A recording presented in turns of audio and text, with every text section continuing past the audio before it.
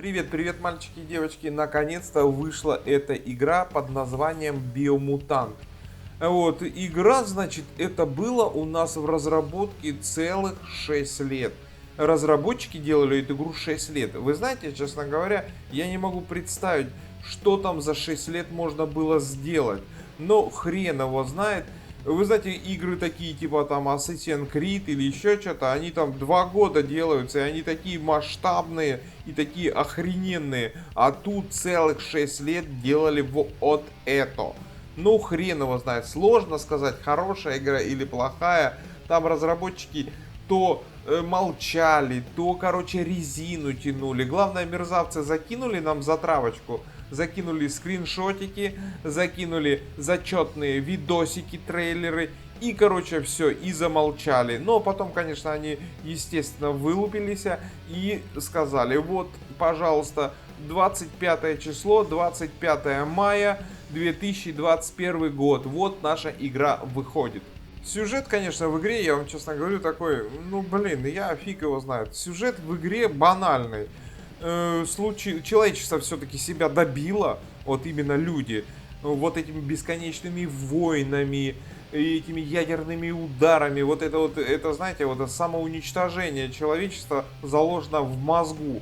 Вот, и это самоуничтожение, короче, сработало. Напуляли на друг друга ракет, и, короче, всех друг друга уничтожили. И, короче, человечество полностью вымерло. Вот представьте, да, вот планета Земля, началась войнушка, и, короче, человечество полностью исчезло. Вот так вот, пух, и исчезло. Ну, естественно, после вот этих вот, скажем так, после вот этого поноса человечества началась расползаться мутация. Вот такая вот мутация, очень жесткая мутация. Вот, и эта мутация начала отражаться на животных. Ну, самое интересное, знаете, что в этой ситуации? Вот, допустим, люди, да, люди, там, животные, мы же биологические, мы же не роботы, ничего.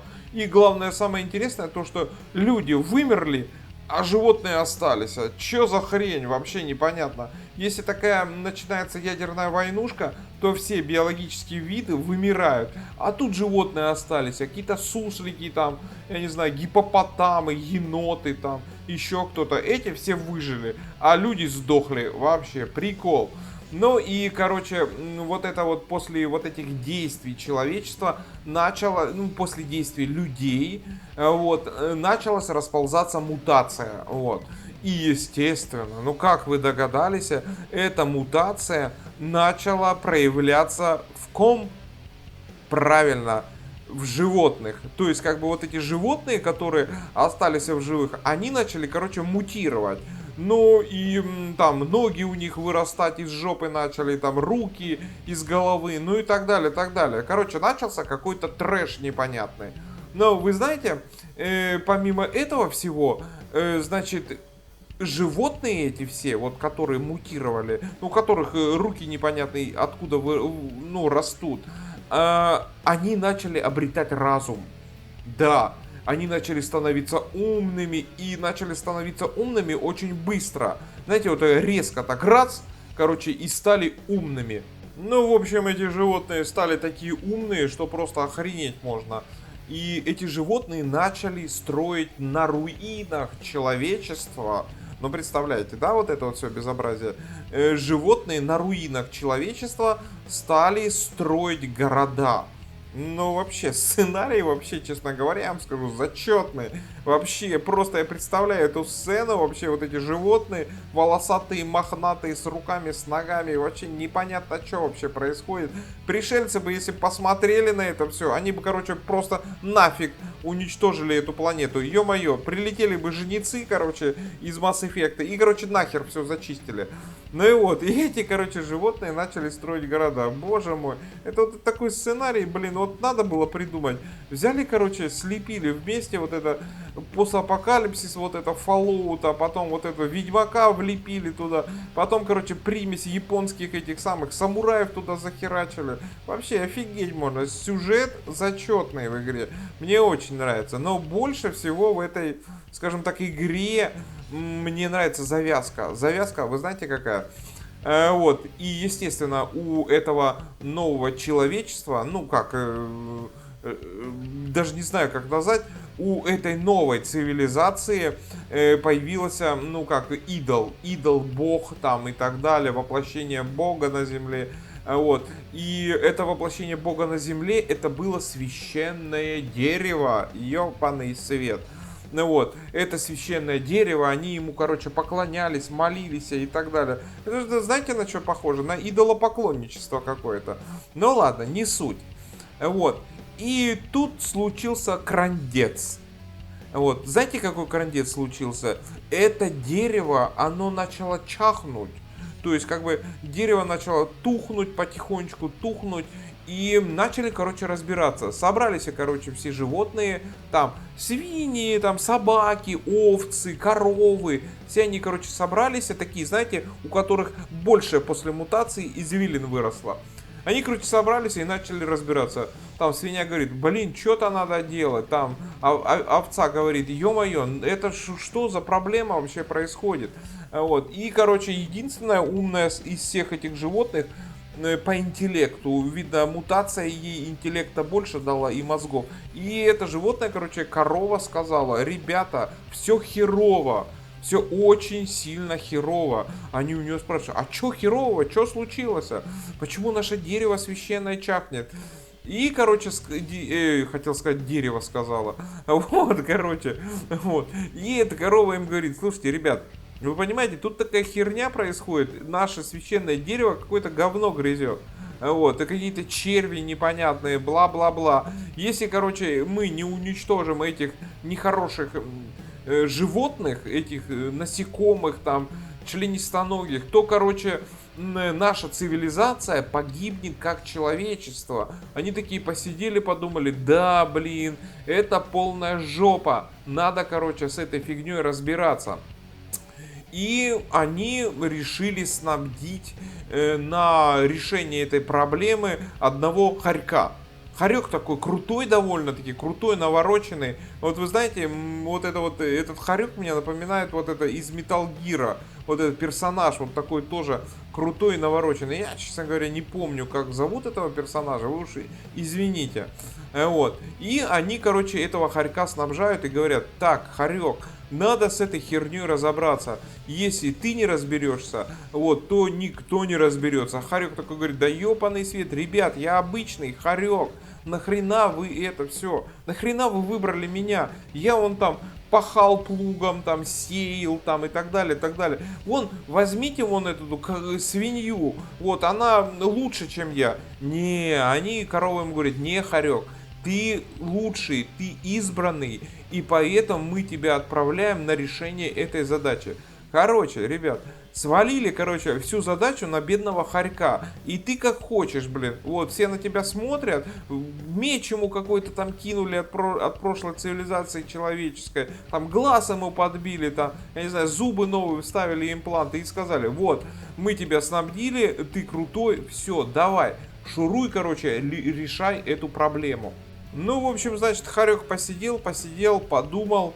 Я забыл вам сказать одну вещь еще.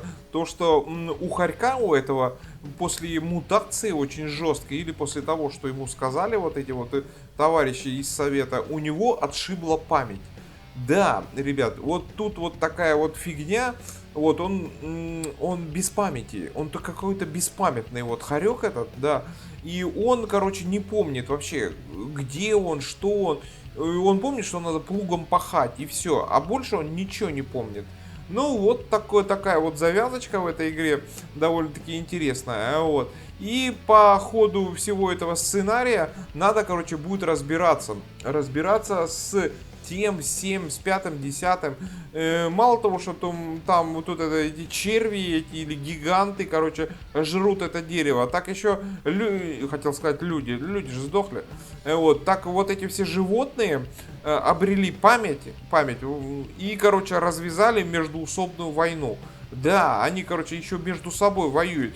Тут, короче, апокалипсис скоро настанет. А они, короче, между собой воюют. Нет, чтобы помочь, там, спасти что-то, там, пятое, десятое, полить дерево, там, я не знаю, там, сбегать в магазин, каких-то нитратов купить, чтобы это самое дерево лучше жилось. А они, короче, развязали междуусобную войну.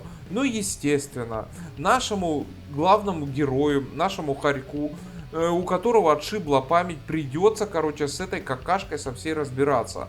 То есть, естественно, ему придется уничтожить этих всех гигантов, червей, которые жрут дерево, раз. Потом, короче, вспомнить, кто он вообще есть, кто он вообще по жизни. Это два. А в-третьих, короче, обрести, короче, покой в душе и в сердце. Это уже три вроде бы, да? Ну да, да, да. Так что вот так вот. Вот такой вот у нас Харек. Вот такая вот. Было все нормально. Свалилась на него какая-то фигня вообще непонятная. Вот. Вот такая вот грустная история Харька, вот, которого бросили на произвол судьбы. Но, вы знаете, честно говоря, наш Харек, я так подозреваю, ну, хоть и память ему отшибла, он, я так думаю, бывший там спецназовец или какой-то зачетный самурай там или еще что-то, потому что, я так думаю, этот Харек будет, короче, всех размачивать налево-направо, как капусту рубить. Вот. Что по поводу всего вот этого вот мира, ну не мира, а вот именно персонажи. Персонажи, вы знаете, в игре они довольно-таки колоритные. Они колоритные и прикольные. Вот там свиньи, собаки, там коровы, там летучие мыши и там и так далее. Вот. Они прорисованы очень хорошо. И вы знаете, у них всяческие такие элементы присутствуют, которые напоминают о том, что когда-то это было человека, что когда-то этим, значит, пользовался человек. Мир игры, вы знаете, он довольно-таки большой. Мир довольно-таки большой игры. Вот что-что, ну, разработчики, конечно, молодцы, постарались. Вот действительно, я вообще, честно вам скажу, я очень-очень люблю открытый мир. Блин, я вот эти вот современные игры, которые, знаете, без открытого мира, блин, я вот не признаю. Вот реально, да, мне нравится, чтобы был открытый мир. Ну, какой вам пример привести? Ну, допустим, вот Ведьмак тот же третий, да, пускай там мир не очень большой, но он открытый, прикольно. Пошел туда, пошел сюда, там тебя завалили, там ты их завалил, ну и все в таком духе. Вот в Биомутанте именно такой вот открытый мир. Да, и еще он, этот открытый мир, очень красивый. Вот действительно, разработчики молодцы, конечно, постарались, сделали реально красивый открытый мир. Но, что я могу сказать, мир этот не живой. То есть, как бы, он красивый, все, но он не живой, он какой-то мертвый. Там туда побежал, сюда побежал. Ни хера, ни птички, ни собачки, никого, ни человека, который ползет или еще что-нибудь. Зомбачков даже нету. Вот херово. То, что вот этого всего нету. Но, вы знаете, несмотря на это, в этот открытый мир добавили какие-то такие простенькие квесты. Там, знаете, там зашел куда-то, там вальнул кого-то, и тебе дали какую-то награду за это, и все. Все вот эти вот квесты, которые по миру там или задания, они вот настолько простые и настолько тупые, что это вообще до безобразия. Что, ребята, я могу вам рассказать по поводу вот этого крафта, вот этой экипировки и так далее, и так далее. Вы знаете, ну, в игре это все валится со всех щелей. Вот этот крафт, вот этот шмот, лут, вот этот вот. Все просто, ты просто подошел к чему-то, даже ничего не сделал, а оттуда уже вообще повалило, как из рога изобилия. Да, вы знаете, эта игра, видно, взяла за прототип Diablo 2, потому что в Diablo 2 там тоже, блин, валилось все подряд. Всякая ненужная херня. Вот честно я вам говорю. Но вы знаете, вот в Биомутанте там сделали вот интересно довольно-таки это все. То, что вот из этой всей фигни, да, которая валится, но там в основном валятся всякие запчасти. Там вот оружие конкретное не валится. А если что-то, ну, выпадает, то оно действительно хорошее и топовое. Ну, это про оружие. Вот. А вообще вот это, из этого мусора всего, там, я не знаю, там вилки, иголки, какие-то шприцы, там еще какая-то херня, можно, короче, сделать довольно-таки хорошее оружие. Вот. И в визуальной части, когда ты, допустим, это оружие сделал, оно довольно-таки прикольно смотрится. Но можно, конечно, сделать очень такое довольно-таки смешное, но грозное оружие.